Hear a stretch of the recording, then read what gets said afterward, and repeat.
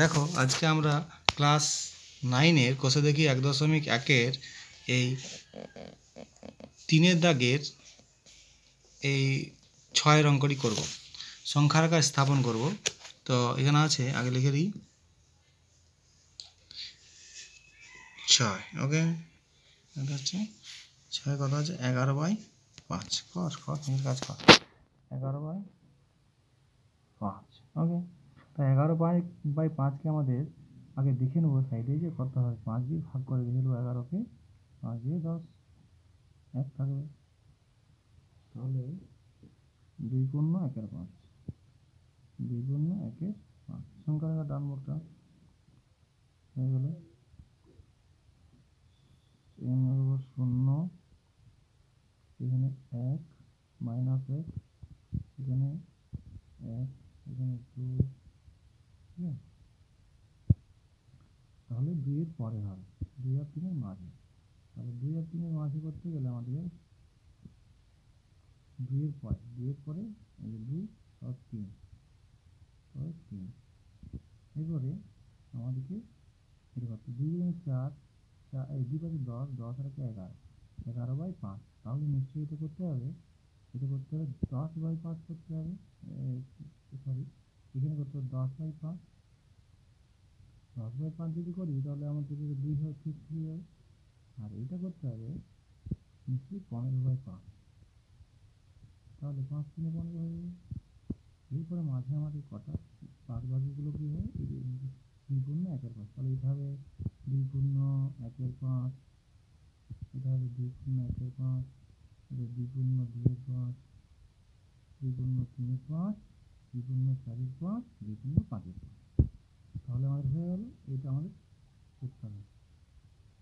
এটা হলো 2 পূর্ণ 1/5। আমরা লিখে দেবো অতএব সংখ্যা রেখায়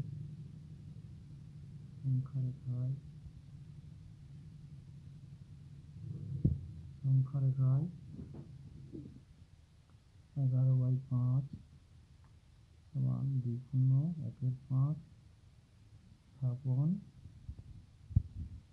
করলাম।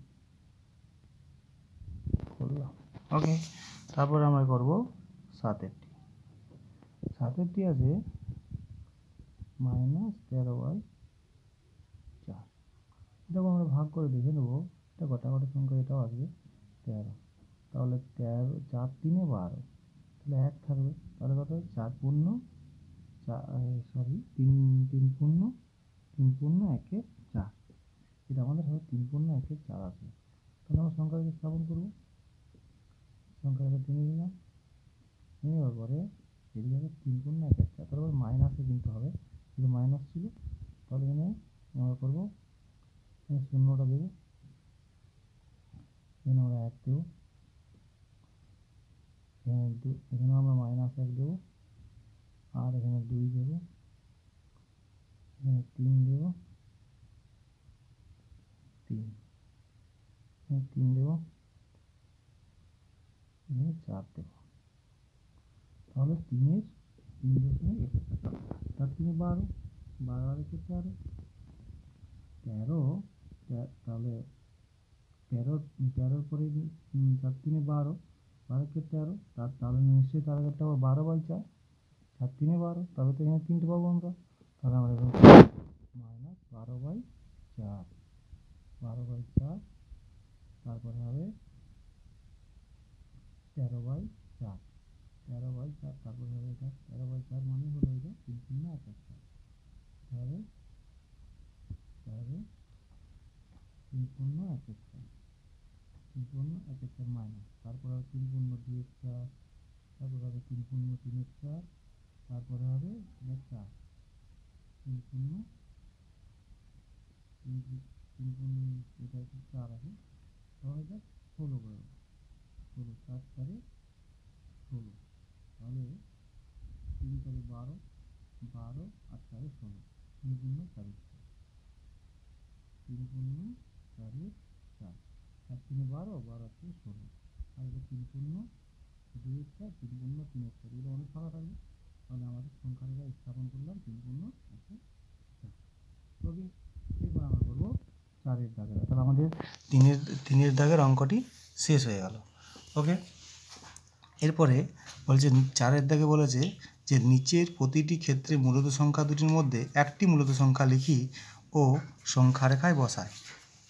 এদিকে একবার হবে যে নিচের প্রতিটি ক্ষেত্রে মূলত সংখ্যা দুটির মধ্যে একটি মূলত সংখ্যা লিখি এবং সংখ্যা রেখায় বসাই। আমরা লিখব খুব সহজ বটে, আমরা সহজভাবে শিখব যে 4 ও 5-এর মধ্যে 4 ও 5-এর মধ্যে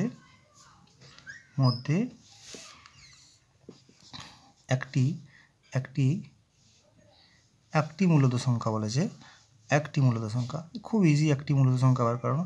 একটি মূলত সংখ্যা সমান আমরা কি জানি 4 আর 5-এর যোগ করব, 4 আর 5-এর যোগ করে 4 আর 5-এর 9 হয়, যোগ করে 2 দিয়ে ভাগ করে দেবো।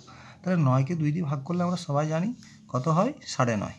4 আর 5-এর মধ্যে একটি মূলত সংখ্যা হবে 9/2। এটা আমাদের কোনো কিছু করার দরকারই নেই, দুটো যোগ করে 2 দিয়ে ভাগ।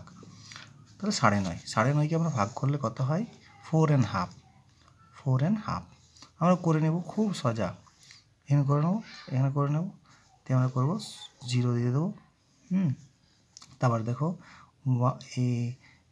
এখানে আমরা 4.5 প্লাসের দিকে আছে, তাহলে আমরা শূন্য এইদিকে 0টাকে এইদিকে রাখবো, আর এইদিকে -1 -2 -2 -3 এরকম করবো। আর এদিকে আমরা করবো 1, এদিকে করবো 2, এদিকে করবো 3, এদিকে আমরা যে 2.5 আছে, 4.5 আছে, 4.5, তাহলে 4.5 আছে, তাহলে 3 পরে আমরা যদি এটাকে 4 ধরি, 4, আর এটা আছে, এটা একটু কাছে করি 5, সবগুলো দূরত্বগুলো একটু বজায় ঠিক রাখতে হবে।